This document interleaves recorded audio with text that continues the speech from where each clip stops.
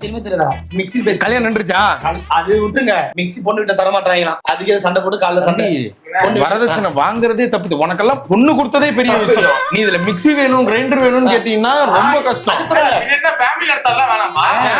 நீ ஆம்பளை தானே, ரெண்டு கை நல்லா தானே இருக்கு. நீ வரதட்சணை கொடுத்து அந்த பிள்ளைய கல்யாணம் பண்ணணும். அந்த வைத்தறிச்சல நீ வாழ்ந்துருவியாடா? ஓ இங்கிலீஷ் அண்ணே. இவ யாருன்னு தெரிஞ்சிருச்சுடா.